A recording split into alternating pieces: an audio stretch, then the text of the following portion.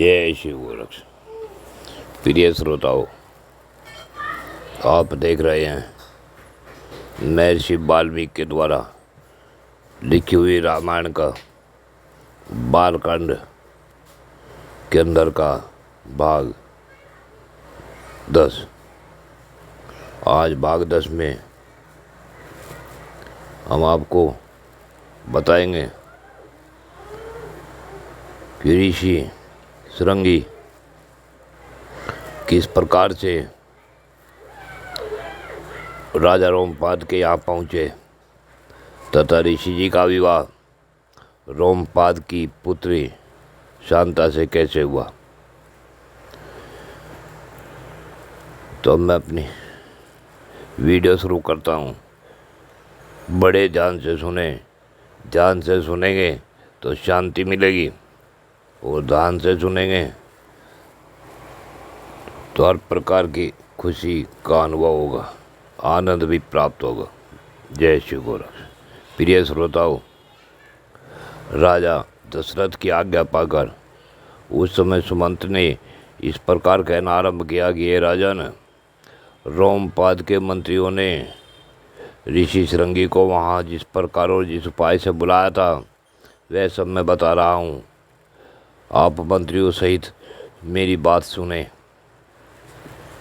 ये राजन, उस समय अमात्यों सहित पुरोहित ने राजा रोमपाद से कहा, महाराज, हम लोगों ने एक उपाय सोचा है जिसे काम में लाने के से किसी भी विघ्न बाधा के आने की संभावना नहीं है। महर्षि शृंगी सदा वन में रहकर तपस्या और स्वाध्याय में लगे रहते हैं। वे स्त्रियों को पहचानते तक नहीं हैं और विश्व के सुख से भी सर्वथा अनभिज्ञ हैं।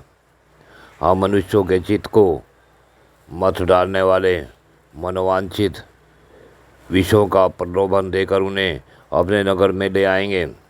अतः इसके लिए शीघ्र प्रयत्न किया जाए।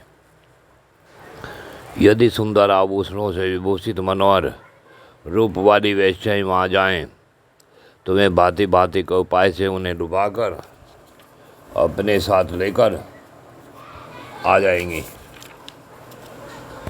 इस नगर में ले आएंगे। अतः इन्हें सत्कार पूर्वक भेजना चाहिए। यह सुनकर राजा ने पुरोहित को उत्तर दिया, यह बहुत अच्छा, आप लोग ऐसा ही करें। अब आज्ञा पाकर पुरोहित और मंत्रियों ने उस समय वैसी ही व्यवस्था कर दी।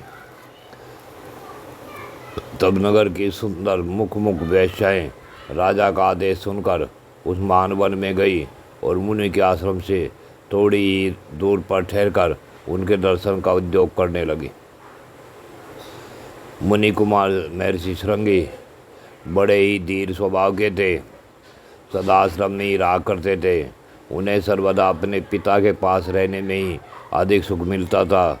अतः वे कभी आश्रम के बाहर नहीं निकलते थे।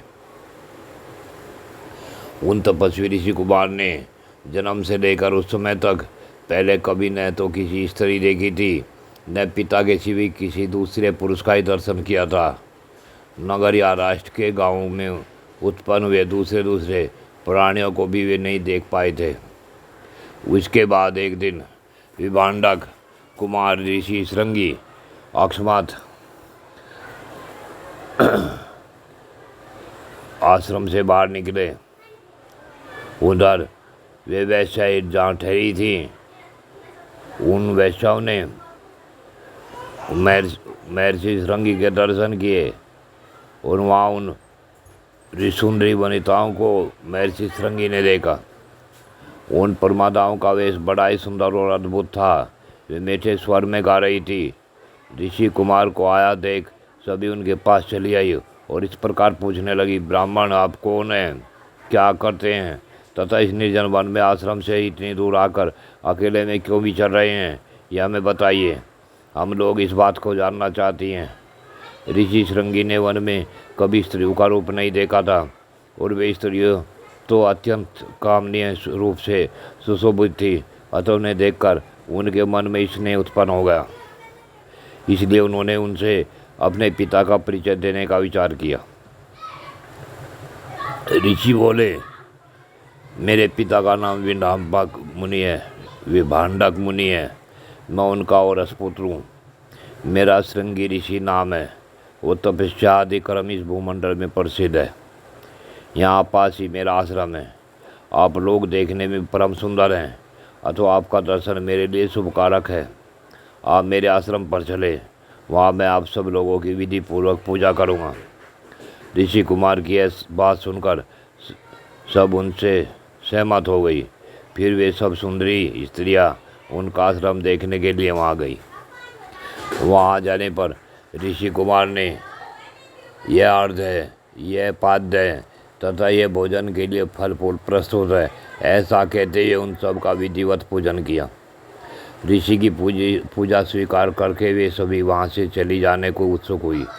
उन्हें भय था कि कहीं विभांडक मुनि न आ जाएं, इसलिए उन्होंने शीघ्र ही वहाँ से चले जाने का विचार किया। वे बोली, ब्राह्मण, हमारे पास ये उत्तम उत्तम फल है, विप्रवर, इन्हें ग्रहण कीजिए, आपका कल्याण हो। इन फलों को शीघ्र ही खा लीजिए, विलंब न कीजिए। ऐसा कहकर उन सब ने हर्ष में भरकर ऋषि का आलिंगन किया और उन्हें खाने योग्य भांति भांति के उत्तम पदार्थ तथा बहुत सी मिठाइयाँ दी। उनका रस स्वादन करके उन तेजस्वी ऋषि ने समझा कि ये भी फल ही हैं, क्योंकि उस दिन से पहले उन्होंने कभी ऐसे पदार्थ नहीं खाए थे। भला सदा वन में रहने वालों के लिए ऐसी वस्तुओं के स्वाद लेने का अवसर ही कहाँ है। उसके बाद उनके पिता विभांडक मुनि से के डर से डरी हुई वे स्त्रियाँ व्रत और अनुष्ठान की बात बता उस ब्राह्मण कुमार से पूछकर उसी बहाने वहाँ से चली गई। उन सब के चले जाने पर ब्राह्मण ऋषि श्रृंगी मन ही मन व्याकुल उठे और बड़े दुख से इधर उधर टहलने लगे। उसके पश्चात दूसरे दिन फिर मन में से उन्हीं का बारंबार चिंतन करते हुए शक्तिशाली विभांडक कुमार श्रीमान महर्षि श्रृंगी उसी स्थान पर गए जहाँ पहले दिन उन्होंने वस्त्र और आभूषणों से सजी हुई उन मनोहर रूप वाली वेश्याओं को देखा था। ब्राह्मण ऋषि कुमार को आते देख तुरंत ही उन वेश्याओं का हृदय प्रसन्नता से खिल उठा। वे सब की सब उनके पास जाकर उनसे इस प्रकार कहने लगी, हे सौम्य, आओ आज हमारे आश्रम पर चलो। यद्यपि यहाँ नाना प्रकार के फल फूल बहुत मिलते हैं, उसके बाद भी वहाँ की निश्चय ही इन सब का विशेष रूप से प्रबंध हो सकता है। उन सब के मनोहर वचन सुनकर ऋषि श्रृंगी उनके साथ जाने को तैयार हो गए और वे स्त्रियाँ उन्हें अंग देश में ले गई। उन महात्मा ब्राह्मण के अंग देश में आते ही इंद्र ने संपूर्ण जगत को प्रसन्न करते हुए सहसा पानी बरसाना आरंभ कर दिया।